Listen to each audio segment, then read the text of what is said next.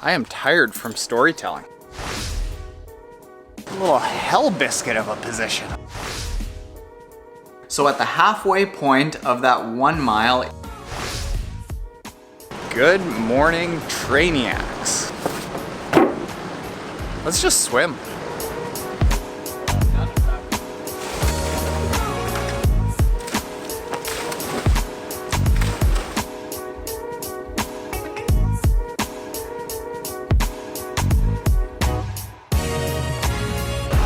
It's 2,800 in the bag. Clipped my toenails yesterday, so I was a little bit slower. It's what you deal with being pretty. So that little business I pulled out of after pretty much exactly 1 hour. Still just want to ease on into getting back into the swim, not boom, kill myself in the first 2 swims back. Felt okay, not bad, no complaints. Feel good, feel rested. I don't feel fast, but that's just the toenails.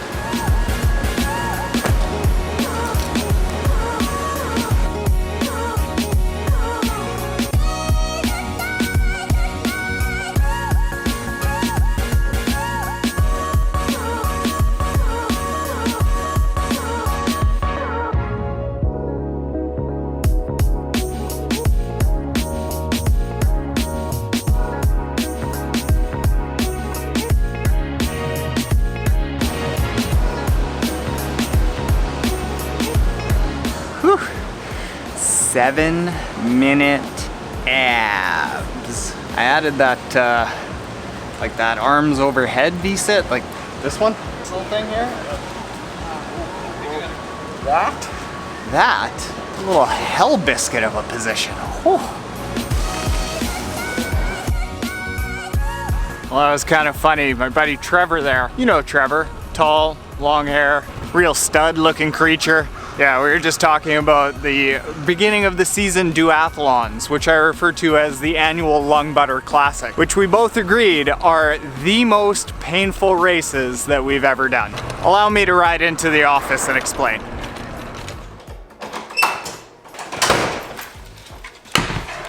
Even just thinking about those duathlons makes my cheeks quiver.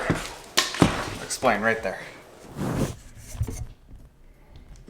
So every May in Manitoba, we have what's called the Duathlon in the Park series. There's a short course duathlon, which is a 2K run, 20K bike, and then a 2K run. And then there's a long, which is a 4K run, a 40K bike, and then a 4K run. And consistently, year after year, this is the most painful race of the year, to the point that I sometimes can't even fathom doing it. This year, no, didn't do it. So first off, duathlons themselves are crazy painful because your heart rate is like boom, running. And then instead of like a swim where it's fairly controlled and you can kind of get into a rhythm, you are just boom, going as fast as you can. Oh, and then in addition to that, all of the high performance kids that are just twitchy fast, they go into these races too. So they're running legs against my old man legs. And then by the time you get on the bike, your heart rate is at like max effort, 170 beats a minute. And for a lot of people, it's the first time that they've been outside on a bike with the wind in their nose at race pace. It's usually a little bit cold. So you know when you're like running or biking really hard in the cold and you get like that little like that gross feeling like you've got to spit all the time. That's why I call it the Lung Butter Classic. Then when you get off the bike, bam, you got to go into a short run. So by nature, just the setup of this race is made for pain. Now, getting into the most painful race I have ever done. 2 years ago, before the very first Tuesday duathlon in the park, I decided that I was gonna be a good dude and go and donate blood. As I'm donating blood, I'm sitting there and I think to myself, is this smart? And I Google basically, is it smart to go for a run after donating blood? Hands down, every single website that I went to said, no, do not do it. That is basically the physical exertion of running a full marathon, and it's gonna take you a couple weeks before you're ready. And here I was, about to do a duathlon the next day. Now, being the stubborn guy that I am, I wasn't gonna let this get me down. So I still go to the duathlon. I go in the short course duathlon, which was supposed to be a 2K, a 20K, and then a 2K. The 2K ended up being about 200 meters short, so it's an 1,800 meter run, basically a 1 mile max effort. And who shows up but every single one of the high performance kids in that same race. The gun goes off and all the running high performance kids that are track athletes in high school and junior high, they go off at about a 3:30 per kilometer pace. Not to be outdone, I figure I can try to keep up. Now, I can't quite keep that pace, but I lose about 20 to 30 seconds on that pack. I tend to be fairly strong on the bike, so I know that I'm gonna be able to catch them. I catch one guy and I'm tied or like just passing him for third place, and we come into transition together. He has a really quick transition, again, because they're really twitchy fast and they practice quick transitions for short course. He passes me in transition, and all of a sudden, I have basically a 1 mile sprint to catch the dude. Now the course is an out and a back, and the turnaround at the end of the loop is at the top of a hill. Now I know that I'm not gonna be able to catch him in the finishing chute because he's gonna have more legs than I am.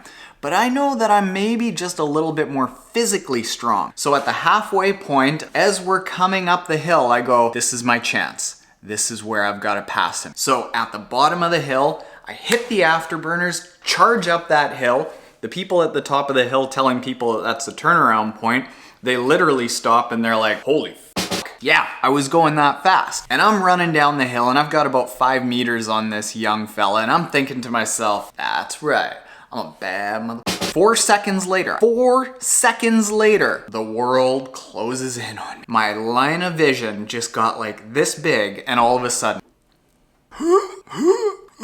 and I've got 900 meters left, and I can hear him 5 meters in behind me, and I can hear the guys that he races with passing him going, catch him, catch him, and I'm running for my life. And at the finish line, I turn around and I had opened up a gap of about 30 meters on him, but who's in behind him but a high performance girl that is charging up to the finish line right in behind me at like blistering pace. So as I'm, don't, just 50 more meters, get the finish line, oh my god, she's on it, get across the finish line about 1 meter ahead of her. Of course, nobody was cheering for me. Everyone was cheering for her to catch me. And that was the most painful race that I've ever done. It was 41 minutes long, and hands down, more painful than the half Ironmans that I've done. So when people give me flack because I haven't done a full Ironman and they disrespect the short course stuff that people all around the world do, f*** off. Short course stuff is painful. That felt like a really good story. I think I'm gonna reward myself with some overnight oats.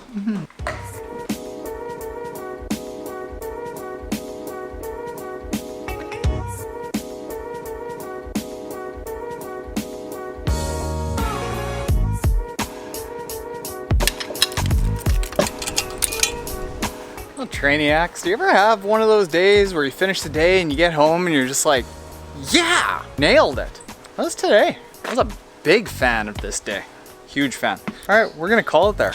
I am tired from storytelling. Goons!